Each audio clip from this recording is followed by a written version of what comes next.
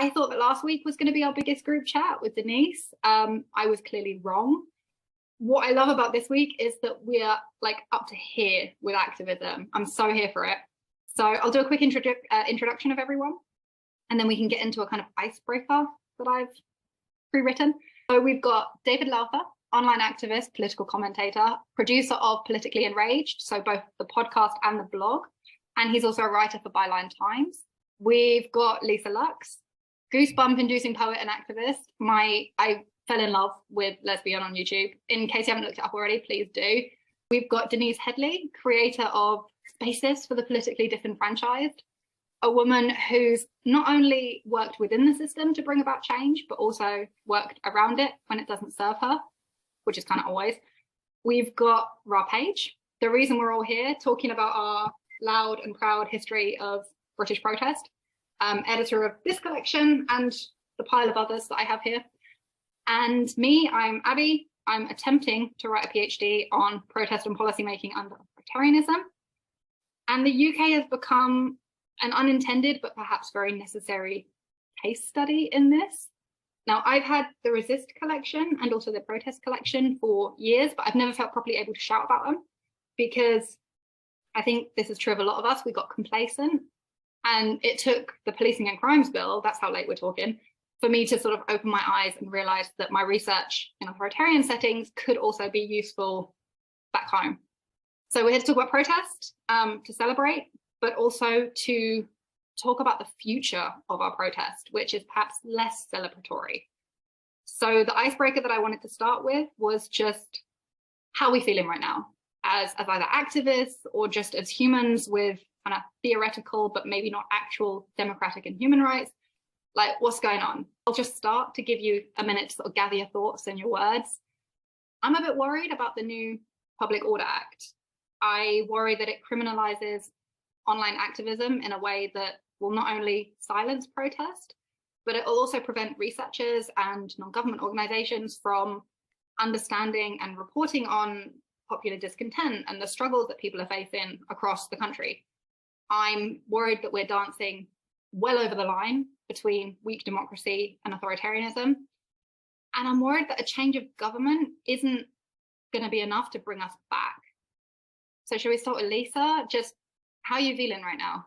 Feeling very aware, almost acutely aware through a different lens of the individualism in Britain, and not just of the humans themselves, but also of movements, and how much we separate ourselves from one another, and that isolation is what continues to allow us to have all of these bills pass and us not do very much about it because we are made vulnerable to that. And it's something that I'm very aware about and haven't yet, I can't say how I'm feeling about it yet because I'm still processing it in a very cognitive way. And my feelings oscillate between being excited that we might change and knowing full well that we haven't ever done yet, and so we probably won't do now. But I'm trying not to be on outside of that spectrum. I'm trying to find some happy stance in the middle. I haven't got there yet. I guess sort of in a perverse way, I'm feeling slightly optimistic because the government is upping its game in terms of its repressive policies. And I think a change in government, under the current leader of the Labour Party, won't lead to any changes in terms of its weak authoritarianism, if you like. Starmer is well known for his aggressive line on policing of protests. In 2012, as at the head of the Crown Prosecution Service, he introduced a number of guidelines on policing and arrests at protests that said things like a placard is an offensive weapon and people could be arrested under, as carrying an offensive weapon if they're carrying a placard, things like that. He's always been a bit of an authoritarian himself.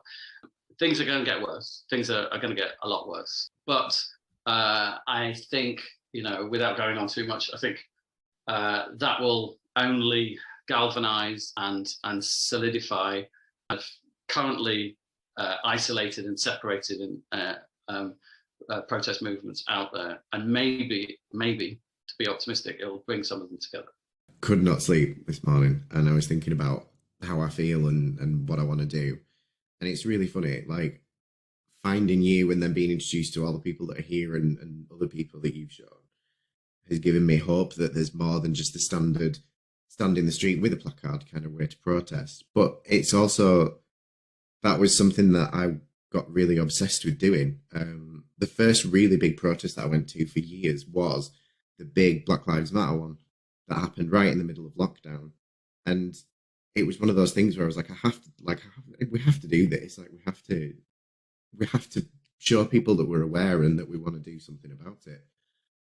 The idea of not being able to do that is just really frightening, because so to me, protest shouldn't be some big last resort, I'm going to go out in the streets thing. It should be one of the first things that we do. It's a basic right to stand there and say, well, I don't like this, and this is the first way I'm going to show you.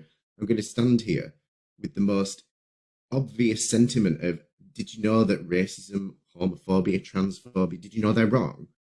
The criminalisation of protest isn't taking away some big thing. It's the erasure of fundamentals. So to me, the way I feel at the minute is permanently tightened, but also it sounds a bit grim, but almost kind of like grimly fascinated with where we're going to go. Like what's going to happen?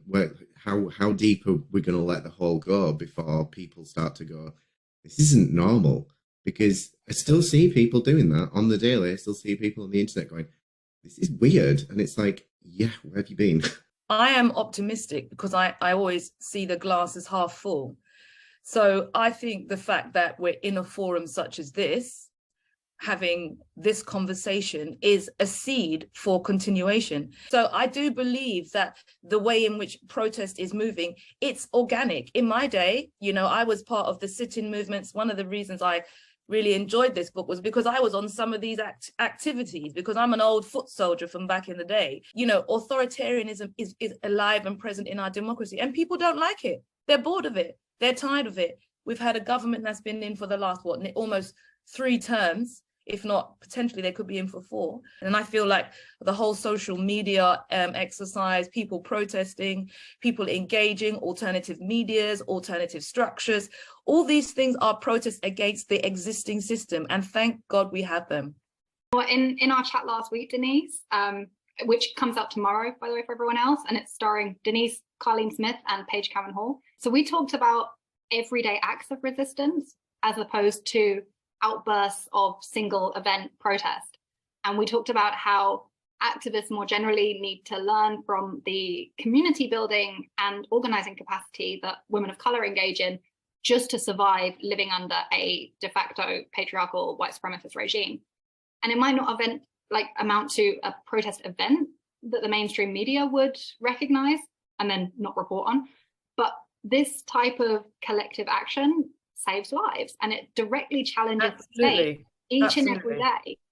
And that's probably why, as you've spoken about, Lisa, I think on Twitter, that the new Public Order Act will prevent us from forming these, I think you called them networks of interdependence and community protection, and that this new act will give the state the power to monitor, control, surveil members of the public who have not committed any crime, and it allows the state to ban us from associating with protesters or certain groups, which, again, from my perspective as someone who researches protest under authoritarianism, is super problematic. But it becomes even more pervasive and sinister when we think about these coping communities and this everyday resistance that are set up by marginalized groups to deal with already existing state violence. And so especially for Lisa and Denise, you've both spent your lives engaged in these everyday acts of resistance. Maybe we can start with Lisa. What are you most concerned about right now? And can you see any ways for us to work around this and work around the legislation that's coming out? The idea that we're not going to reach where we're heading, because where we're heading is always going to keep shifting. It's always going to keep changing. It's always going to keep growing. And we're walking towards a horizon that we'll never meet, but we're mesmerized by it. And when we can no longer walk, our sandals are occupied then by the next generation, and onwards they walk within the same sandals. And for us to remember this, that even if we are not doing the walk at that time, we get weary, or even when it feels like we're not moving forward, that we are, because we are forever moving towards that horizon. I wrote in my book that once, if we get there, it means we're too late. almost, you know, like we're not due to arrive, you know. We're not due to arrive at this horizon. If we do, something's gone very wrong, actually. In terms of this legislation, what am I afraid of, and how do I see us navigating around it? Well, I'm embroiled in a trial at the moment myself, and so I'm very much aware of the real life implications that political trials can have on a person. You know, having to now navigate, like, okay, so if I get convicted, there are certain types of work that I can no longer take on, and there are certain places that I can no longer travel. That I knew that going into it, and that was a sacrifice I was willing to make and will make again and again. But that there are also folk who can't make that same sacrifice. I don't know yet if I can. I don't know how I'm going to manage after, if there's certain work I can't take and what have you, but I will figure that out. And it's not that particular vulnerability that I'm putting on the line isn't the same vulnerability that everybody can put on the line. Now, what happens in such instances as the public order bill, and it's the residue from the police crimes and sentencing, is this will to make us very vulnerable, to isolate us, surveillance to isolate us, electronic tags to isolate us, not being able to call for protest to isolate us. Networking becomes harder and harder. And yet, I think when they point out our vulnerability, such as you may lose a job doing in this if you do that act, or you may lose access to the internet, for example, if you do that act, we have to somehow recognize what we can sacrifice and therefore what our vulnerability is. And we have to mobilize our vulnerability before they occupy our vulnerability. Not everybody can join me on the front line, for example, of Palestine Action if they are here on a precarious status in England with their visa. This is very different to me getting on that front line. But there are an awful lot of things that they can do, such as arrestee support, for example, meeting us outside of the police station, making sure that we got outside of jail, you know, making sure that we've got food and what have you. By doing that, we've recognised what makes us vulnerable and what ought to be isolating us and stopping us from going ahead. We've put it into a protest formation, and we've therefore mobilised it, because our vulnerability is almost a territory that we have to mobilise before the opposition does. We have to say, I see my territory. Before you see my territory, I see my territory. And I'm going to figure out what my protest formation is before you can figure out how to stop that. Oh, that does sound a lot like what we were talking about last week, Denise, with this, if the support isn't there already, if the state isn't playing the role that it's supposed to and protecting its own citizens, the people living there, then communities have to mobilise and communities have to do the jobs that the state's not fulfilling. Like, this sounds a lot like this sort of everyday acts of resistance that we were talking about last week. I think for all of my life, I've lived a Black life, and that Black life has given me resilience. And I think a lot of people who don't live a Black life or a melanated life suddenly are looking at things and thinking, how can we find solutions? It's always been in our community. Now, I look at this situation, I think, well, how can you find those solutions? What systems can you create? How can you work with your own networks? And to me, if you already have the structures in place and you already have people in place, you're going to find a way through it. It just happens. It's like any other organism. We're human beings. We will find a way. So I don't look at it in the sense that, you know, everything is going to be a dire circumstance. I don't. You know, I'm a huge fan of TikTok. I absolutely think so much is happening in those spaces, and people are creating alternatives. And that's what I see. No matter how the government does what it needs to do, the people will create alternatives. Why? Because they want something else. Just to remind me of something in this notion of resilience and kind of this bodily knowledge of resilience, and also passing that on. I was talking with a group of artists yesterday, and they're from Hong Kong. Their revolution started in April 2019. In Lebanon, our revolution started in October 2019. And then BLM kicked off in the US. That revolt started in, July 2020. And so there's one thing, there's one knowledge that we can put our hand on that we saw passed through social media, right? And it was how to handle tear gas, right? And so we learned from the revolutionaries in Hong Kong. And then I remember we put together a load of infographics and pass that on to all of the activists who were getting caught up in the tear gas during the Black Lives Matter uprising, you know? And there's these ways in which we are networking way beyond our borders to be like that, exactly. Like, we have the resources, actually. If you don't know how to stop suffocating when they throw down the chemical weapons, don't worry, someone does. They will, and they got you. Like, you know, they've got you covered. Sort of civil society groups almost, whose main job is to explain to citizens who would like to protest, but perhaps don't have a knowledge about how protest is managed in different parts of the country, because communication is kept quite isolated and shut down. And there are civil society groups that go around and just educate grassroots groups on how you can safely protest within the rules of the game set by the regime. And I think these kind of lessons that we can learn from nominally authoritarian states, we can transfer these worldwide. These are things that we can learn through these networks of interconnectedness, these international networks of activists. That's what we need to be doing, is learning from one another. I mean, because I was coming to this meeting, I was, you know, reading the Resistance book, but I've also got 100 Great Black Britons, right? Patrick Vernon and Angela Osborne, right? And in that book, I was reading about Claudia Jones, and I was reading also about a lady called Olive Morris. She was a 27-year-old woman, a massive activist for squatters' rights, a massive activist for women, Black women, a massive intellectual. And the thing is, these people's names have effectively been written out, but their legacy, we are all benefiting from their legacy. You know, many of the reasons we got particular types of social housing in this country is because of what happened with the Black and African community. We set up a lot of those RSLs that are now making fat P. We set them up, but we've been written out. And what I'm saying is that you will always find other ways of fighting tyranny, because the smarter the government, the way smarter the population.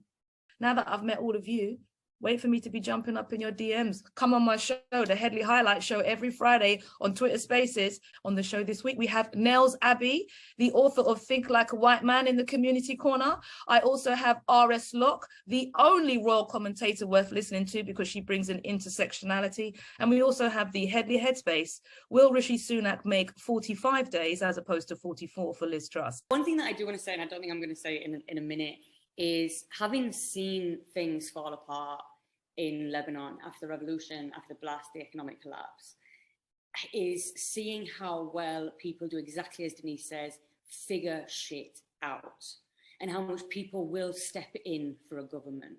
Like, we actually realize that we don't really need them when we don't have them. That's what happened. I think it was in America where they just basically got rid of the police force, and the community policed themselves, and they were far more effective, because it's a much more consent-driven exercise as opposed to a standing army. Yeah, look at how the Muslim Brotherhood started in Egypt. The Muslim Brotherhood started as a civil society opposition that was actually just providing public goods that the government should have provided but didn't. You know, so much of organizing is doing the job of what a government should do, but doesn't have the capacity or the willpower to actually step up and do. Let's move on slightly to a little bit more of the Public Order Act, a bit sort of like centralized on this at the moment. So the Public Order Act also explicitly makes it a criminal offence to not only inconvenience or cause distress on other members of the public, but also organizations or companies.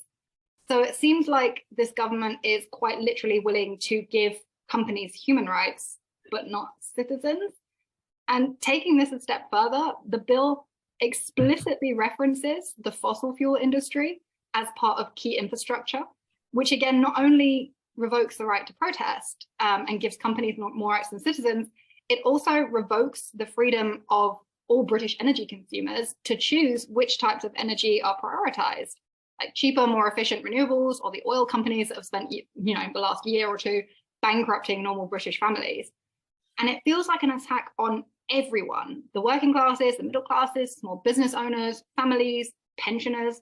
It feels like an attack on everyone except a small, intimate circle of classmates and business partners that make up kind of the extended Tory party family. Like, am I alone in thinking this? Like, Davey, I know that you feel strongly about this kind of attack on all of us. What are you feeling about all of this right now? Just like sort of for me, it's such a weird thing, because I say this all the time on my videos, that I don't want kids. Like, I'm a gay man, so I can't just have them, and I don't want kids, but I want a future for generations of people that are going to exist beyond me.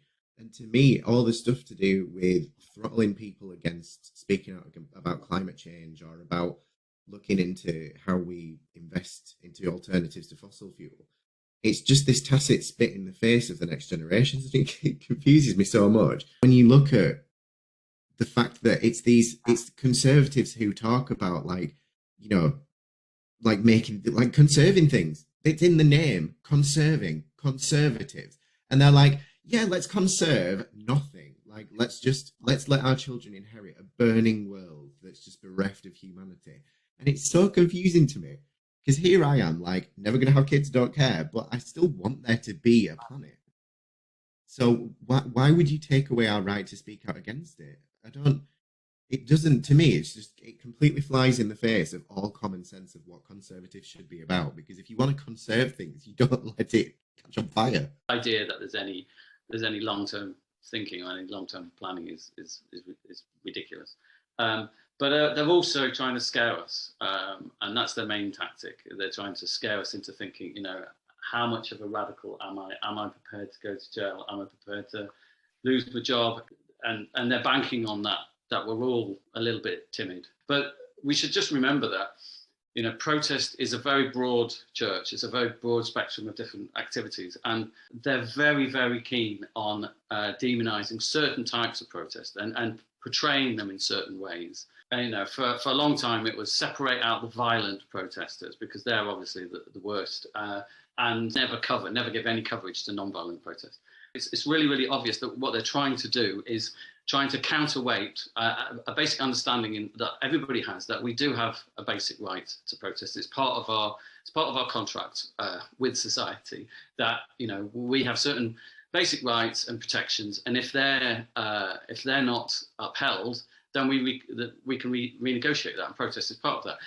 And to separate violent or non-violent from violent protest, or to separate a certain type of protest out, and to say that these are the really terrible forms of protest from other forms of protest, is just to try and you know, worm into our sense of our fundamental sense that protest is our right. They're going to criminalise us for exercising a basic right, which we understand above the law is, you know, we do have this fundamental right to protest. If they're going to criminalise us, then in a weird way that legitimises us undertaking other criminal activity. They're legitimising our criminality by saying we're just going to call anything you do in the exercise of your basic rights criminal. There are aspects of the Public Order Act that don't even centre on criminality, which is terrifying. It doesn't even have to be that you've committed a criminal act, which whether or not it should be a criminal act is another issue. But a lot of this new Public Order Act centres on punishing and preventing people from mobilising who have never committed a crime, who've never been associated with any kind of criminal activity.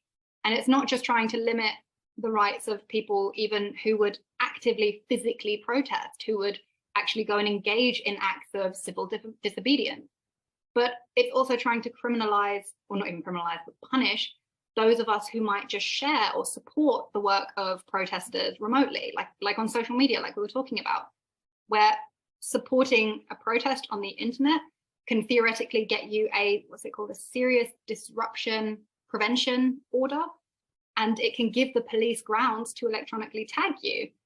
And it seems like an explicit move, not only just to prevent us organising and exercising our democratic right to protest, but also just our very basic right to freedom of expression and speech. And as a researcher, it really worries me that I won't be able to get a visa or travel to do field work if I'm convicted of a criminal offence, or if I'm associated with any kind of non-criminal order, like a disruption prevention order. And my public education work, like sharing my research on protest and authoritarianism, could very actually amount to an offence under this new act. And it's terrifying, particularly because of the country that I study, but also from a very practical standpoint. We were talking earlier about the sacrifices that we're able to make. Well, what if that sacrifice is the work that we're doing in pursuit of protesting and bringing about political change? And like Lisa was saying, like trying to find ways, practical ways to work around this. There is a blueprint already, as Denise was saying, but I think a lot more people are going to be impacted by this personally, not just because of like vague concepts like democracy or whatever, but everyone who participates politically beyond just like casting a vote every 5 years is going to be impacted by this. Think about how many people that is. People who get angry on Twitter, trolls, you know, so many people could be impacted by this. And I feel a little bit like that momentum, as terrifying as it is for what this could impact us as individuals, collectively, that could be really, like we were saying, a turning point, something very good for the act of protest. I kind of thought that the forerunner of this bill, I thought the Police Crime Courts and Sentencing Bill was really clever in a really scary way, because the way that I saw it was as simple as, if you've got legal peaceful protest and illegal not peaceful protest, and you partially legalize legal peaceful protest, what options have you got? You like, because you're not going to go for the like, let's just do the calm way first. If that's as illegal as the nuclear option, you're going to choose the nuclear option. So to me, they've always known they were going to do this. This has been a long-term plan of a government that is authoritarian, and it's like, you know, a government that puts in a couple of pieces of authoritarian legislation might not be authoritarian. This isn't tropes of authoritarianism. This is very well thought out, long-term planned authoritarianism. So I guess one of the questions that I have is, what the bloody hell are they going to do next?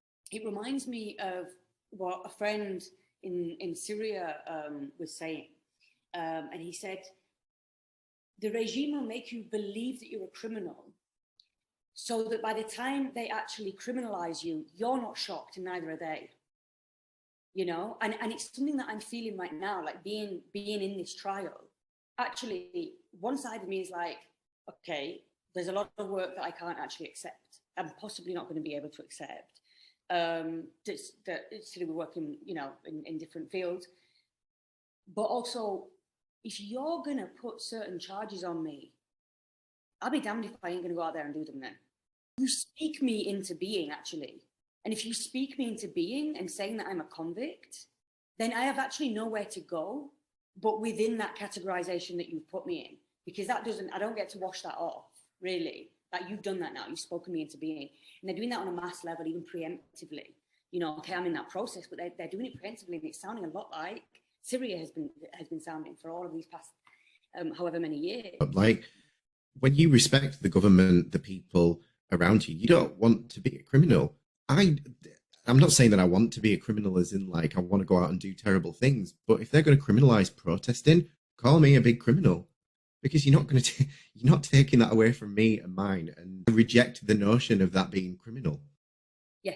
Or I completely accept it, depending on which way you look at it, glass half full, glass half empty. But yeah, if that's a fundamental piece of life that you cannot take away from me, and if you try, then you must accept the consequences that come with that. I keep saying to friends and family, like, don't worry, like, whether I get convicted, because it's either now or later. You know, it's like, it doesn't really matter. It's only a timeline. It's not a will I or will I not be a convict in this lifetime. No, the way that things are, for sure I will. You know, one of the ways that authoritarian regimes control entire populations is by creating this uncertainty over what is illegal and what is not. So this sort of gray area where you're not really sure if doing a certain thing or participating in a certain action is going to bring punishment or criminalization. It stops many people from even considering engaging in that action. And now that we're seeing a Public Order Act that not only criminalizes visually quite clearly understandable protest, so acts of protest, but also criminalizes other activities that are just part of normal social public life, like being on social media. It won't just be about not participating in protests because you're not sure if you're going to get done for it. It's going to be, I'm not going to tweet because I'm not sure if I'm going to get punished for it.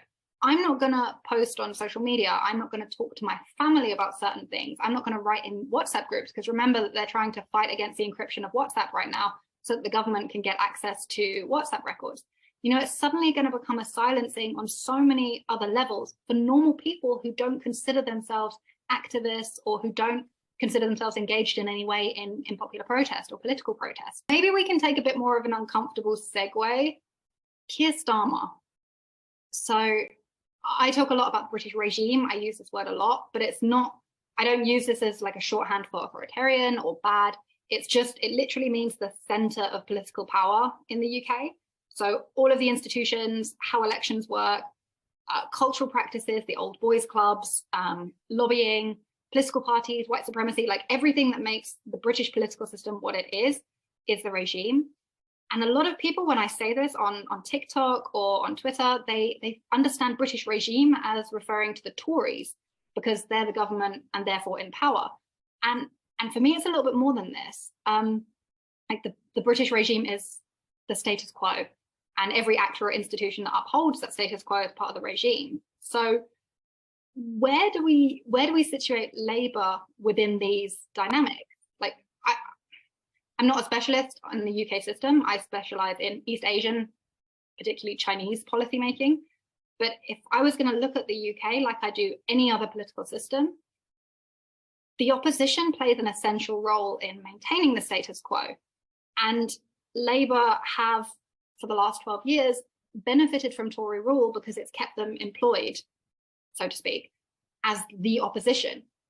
But by default of our electoral system, another like essential component of the British regime, being the opposition pretty much guarantees the Labour Party the reins to government if the Tories fail or like step down. So the Labour Party has very little rational motivation to genuinely affect change. Yet we're placing all of our hopes on the Labour Party and specifically Kier Starmer to override and reverse the many pieces of authoritarian legislation that the Tory party has like rushed or like beaten through in the last few years. So my question to all of you, and I understand that this might be something you want to tread carefully about, how hopeful are you that Kier Starmer's Labour Party, or just the Labour Party more broadly, will reinstate our democratic and human rights if they gain power?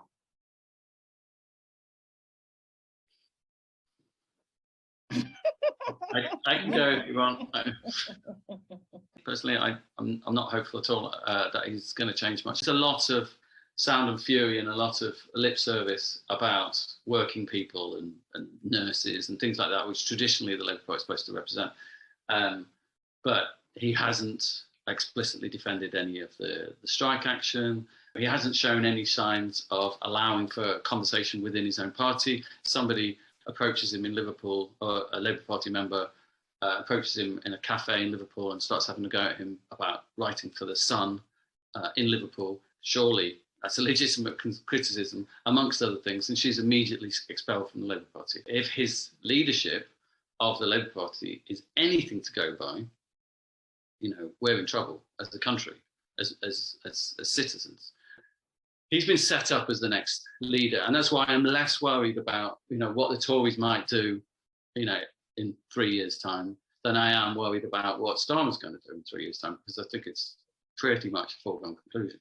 So if we're not as voters allowed a left-wing option, if we're not allowed the choice to have on the ballot paper a socialist option or left-wing option, if that's removed from us, which it was done under the previous, what happened with the previous leader, then, you know, what recourse do we have other than you know, to get out there on the streets? Sorry to interrupt you, but you talk a lot about having a left-wing option or a socialist option. Okay, so I'm considered a centralist in Germany, which the political system here is obviously way further left than ours. But if, and we don't know if this is going to happen yet, but if Kier Starmer is not even willing to reinstate our basic, absolute bottom line, basic democratic and human rights, I'm not even sure if he can be considered centrist, even by the British system standards. So what we're actually looking at is not necessarily, and this is only if he doesn't go back and reinstate our democratic and human rights. If he does not do that, we are not looking at a centrist party at all. We are not looking at a sensible middle way. We are looking at the deliberate dismantling of British democracy. And I think instead of terming that as we need a left-wing option, we should be saying, you know what, actually, all we need is an actual centrist option. You know, right now, even the centrist option is much further left than what it looks like the trajectory of a Kier Starmer Labour leadership is going to be. And that should terrify even the most sensible centrist dads of the country, because this is no longer an issue of left versus right. It's an issue of, we have two right-wing parties who are not willing to fulfill the absolute basics of democratic and human rights. The question, I think, if I go back a couple of points, the question is Keir Starmer and the Labour Party a credible solution for some of the things that the current Conservative government is bringing in? And I think the short answer is no, they are not. And the reason they are not is because they understand politics real. And politics real is, we've had Brexit. And part of the reason that Brexit was successful goes back to this notion of England as an island state standing on their own, pure and unencumbered. And that really rings true. That's a very strong sentiment. I mean, I've been looking at this book, Uncommon Wealth by Kojo Karam, and he talks about A Nation Not Afraid by Enoch Powell. Now those thinkings are still, they still permeate our British system in terms of intellectual thinking on immigration, on the decolonization and what the relationship actually was and how it works. And we are in this, and I feel like now we're in this state where we think that the Labour Party will provide a solution, but essentially they don't get to rule. Okay, that's the long and short of it. They don't get to rule. They get once every 50 or 60 years, they get an opportunity. And the UK, England is conservative with a small c. What you've seen over the last 30 years, I think, especially with the way the media operates, is you have seen the appetite and people nudged more towards looking at things that when people express discontent as criminal. And the Labour Party is wedded to being second. At least they're second. They might have to wait 6 generations, you know what I'm saying? But they're still second, and they're not moving. They don't want to come off the podium. So they're not going to support any kind of alterations to the existing system, because they are part and parcel of that system. And they are happy to be in that place, because at least once every 4 electoral cycles, maybe 5 electoral cycles, we'll get a chance. And me, like I said, I'm an old foot soldier from back in the day. You know, the Labour files, that isn't new. Why don't you go and look what's been happening to the Caribbean and African and Asian members of the Labour Party from day. We just get pimped out, and you don't have to cut this. We get pimped out every 4 years. Come and tick my name. But you don't know what happens in the association. You know, there are other parties. Like you said, you know, do you die on the BLM hill? Do you die on the Green Party hill? I had Gina Miller on my show. She's set up her own political party, a fellow Guyanese. Thank you, my sister. We're working outside the system. So she is, people, there are things happening, but like you said, they are small and it takes a long time. So will Keir Starmer be the panacea? No. Will he give something? A bit, but that's the nature of the beast. Either you join the Labour Party and try, and then you will be kicked out, because that's what happened with black sections. That was the only reason we had the famous 5, Bernie, Vaz, Abbott, Boateng. You know why? Because the African and the Caribbean community infiltrated the Labour Party to have success. And you know what happened? Moved out. You know why? They was way too successful. They got hold of local government. They made changes. Linda Bellos was in charge of Camden Council. You had Patrick Kodikara. I'm going back years now. But the point I'm making is these people got into the system and then they made changes. And the truth of the matter is, why do you think all this stuff is coming? They are afraid. We are being successful. So they're trying to cut everything off at the pass, but it doesn't always work. There's this label that's been put on as a general rule, progressive thinking. So pro-human rights, anti-authoritarianism, pro-individual rights, so individual freedoms, like the freedom to love and live how you want. You know, you've got all of these policies that the Tory party are pumping out that are, you know, anti-progressive. and you look at politics in the rest of Europe, because we are still, in the European context, we share a history and a political context with Europe. When you compare our politics to the European context, even those parties considered right of center here in Germany, in France, are not going after the trans community. They're not engaging in deliberately anti-progressive policies. They're not doing that. They're not attacking minority communities or marginalized groups. Every single major party in Germany, except the one extreme right-wing party, are anti-racism, and they have that as part of their mandate, and they are putting through policies, effective or not, completely separate issue. But in terms of rhetoric, they are progressive. Even those who are considered liberal, neoliberal, whatever. Politics here is, as a rule, progressively oriented. And then you come to the UK and you've got this entire political debate dominated, like all of the talk shows, all of the morning chats, got mainstream British society engaged in debating whether or not trans people are allowed to exist. This has become mainstream discourse. It's not an issue of individual freedoms or, live and let live. It's an issue of mainstream discourse where people who have never come into contact with a trans person, or even people who have never in the last 10 years come into contact with a Black person, have an opinion on what those marginalized groups are trying to do to them. And that's what our political discourse is. How do we navigate this? How do we move forward with Labour or without? Because right now it seems like Labour is seeing the use of cancel culture conversations, of this anti-progressive conversation, of not standing up for strikers' rights, not standing up for trans rights. Labour seems to be okay with continuing this. I said it literally the other day, like, I back Labour because what are my other options? Like, I ask, I genuinely, because people think I'm being sassy. Like, when people are like, oh, well, screw Labour. Okay, what are the other options? And I never get a reply. And I'm like, I'm not being an arsehole. I'm asking you a question. Like, what's the alternatives? But when it comes to this kind of thing, one of the things that we need to do is get a lot of people who have pinned all their hopes on Labour being this magic panacea. We need to get them to see the truth. And the problem is there's a lot of people who are so desperate to cling on to the idea that that a Labour premiership is going to change the fundamentals. We need to say to them, I need you, though, to think critically, but what if they don't make the changes that you or that I or that we want? What if they don't? You need to face the reality of what happens the day after. And I know what will happen. There's lots of these people who I'm friendly with or who I see online who are like, can't wait to see Starmer in power. And I'm like, but how long will you give him? How long are you going to be like, oh, well, he's just started. Oh, but look at the mess he's inherited. Oh, but he can't immediately annoy everyone that's voted for him. And I just want to say to them, face the reality that you might be enabling the beast by not standing up ever, by not laying down a fortress. And that's what happened to me. I criticised Labour and Brexit on Twitter.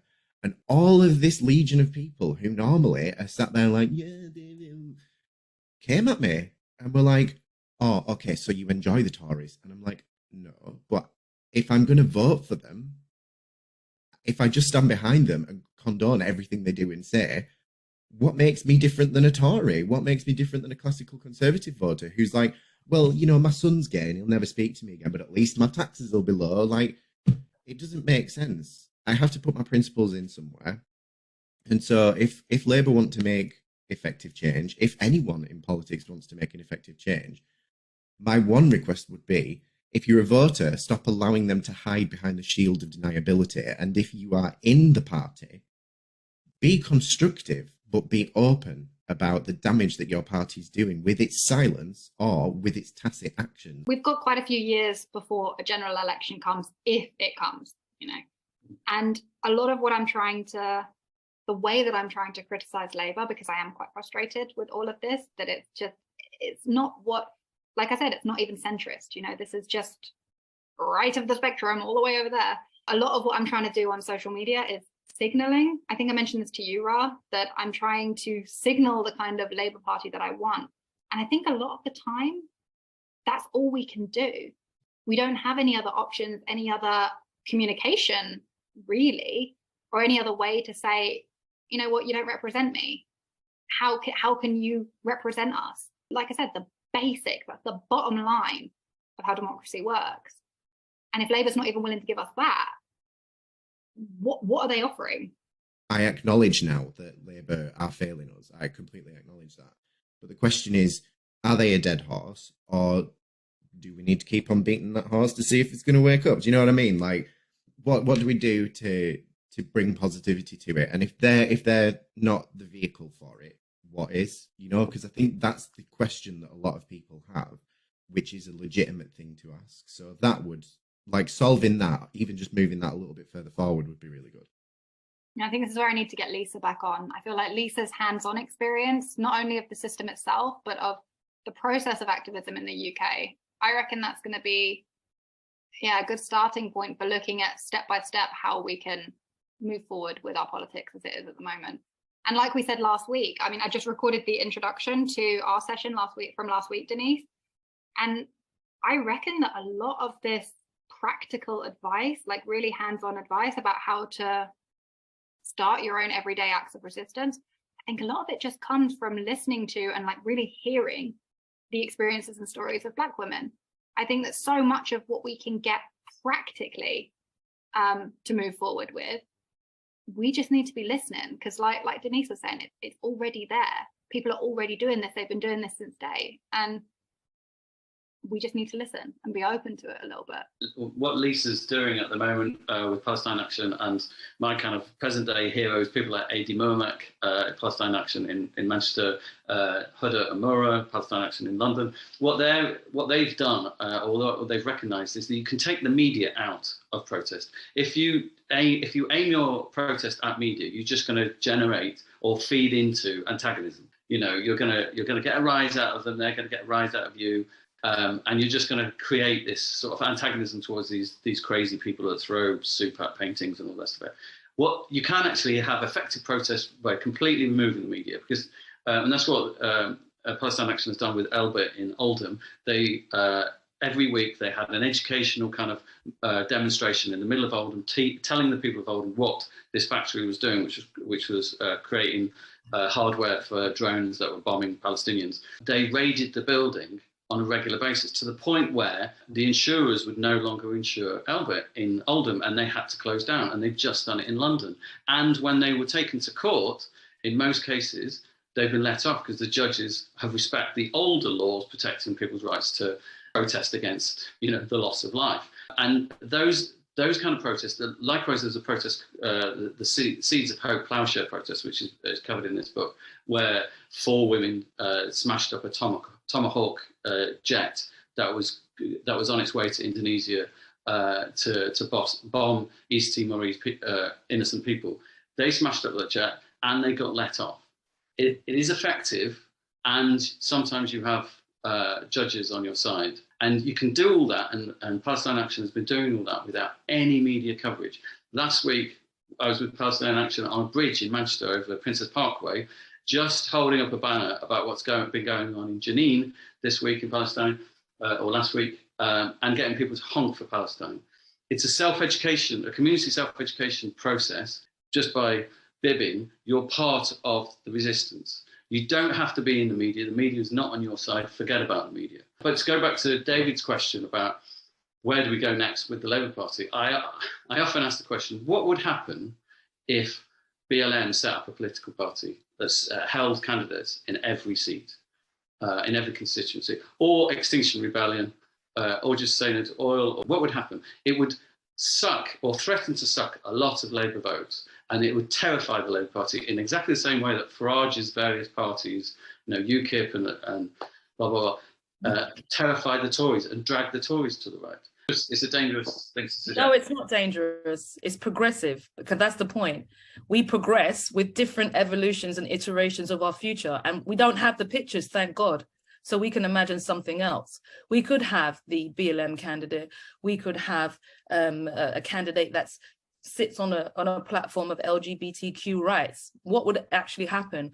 What would happen would be that you may potentially end up with more people in those seats. Gina Miller's party, I think it's called True and Fair, they are fielding candidates in the next election. And it's important that we support something of that nature. 1, because it's a fledgling party, but 2, because it talks about the fact that politics in this country is broken. It acknowledges that. So I think in terms of do we beat the Labour Party horse? Well, the long and short of it is there's only one bike in town, and that bike is first past the post. So until you can set up a unicycle or an electric scooter that runs alongside and basically goes vroom past, you have to work with the existing program. So there's parts of me are pragmatic. And if you look at my political history, you will see my pragmatism, because I am here for the community, and I'm happy to wear whatever jacket is required so that I get things done in my area. I'm not wedded to the ideology. And I think we need to kind of move a little bit away from this whole idea of the ideology needs to have a sense of purity, because frankly, nothing is pure in this world. But in terms of, can we still work with the Labour? Yeah, you're going to have to, because there's no other horse. You can whip that, you can work it and see whether or not it passes the post that you want it to pass, but it may not. But then at some point, you're going to say, I think I need to do something else. The only reason smaller parties are not successful is because people don't vote for them. If you voted and they had candidates and they meet the conditions of being a candidate, why wouldn't they have success? A little search on TikTok for anyone who has counsellor, like I think that the abbreviation is CLLR, anyone who has counsellor in their TikTok name. A lot of these people are just people who've come from marginalised backgrounds who are like, you know what, I'm going to do it. Just like you did, Denise, like got into local government, got into local councillor positions, and they are doing it. When you're in, you experience being in a patriarchal, white, misogynist, racist space, no matter which party you go into. You know, I'm not saying, you know, like I was listening to Archetypes of Issa Rae. We experience racism all the time. We don't come home and talk about, oh, I had a racist. No, you deal with the situation. So, you know, if you go into that system, you're going to experience that. You set things up alongside, and eventually the other systems will, you know, they will just fall away. I mean, this is the age of Aquarius, people. We're in a new dawn. Just thank you so much for even being here, all of you. This whole read has just been a completely different experience. I'm used to just sort of being on my own and thinking a lot. Well, What's next? Let's talk about what else is coming out? What's the next read? So you've got a third one coming, no? Because you've got these two. So yeah, and I've already started talking to Paige about maybe writing a story for the next one. So the next one is going to be Rise Up. So protest, resist, rise up. And the idea of the Rise Up one is not just about looking at protests, like reacting against and resisting shit that's going on, but about sort of practical attempts to rebuild society, whether it's in a small scale, on a large scale. So it covers everything from like the Paris Commune to the Maroons, hopefully, the Attlee government, and it's going to be international. That's one of the next things we've got coming up. Thank you, Abby. I mean, I've been really depressed recently, and this whole read, when you started talking about it, and I started seeing some of the people that are going to be on it, these amazing contributors. It's really given me a boost, and I just want to say, at a very personal level, thank you so much, Abby, for this. It's been.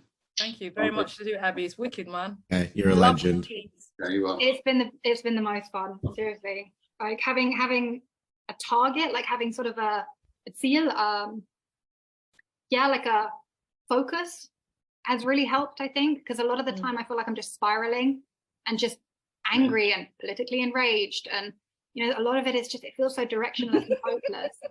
And then suddenly having like a target and a focus and a history to look at as a reference point, like I have to say, like it made a really big difference. This reread, so I read this, what was it, like 3 years ago?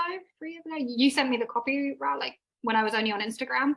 And this reread this time around was just a completely different feeling, a completely different sense of belonging in this as well, like feeling like I belong in these stories. And it was just incredible, seriously. We need more. Rise Up needs to come out, and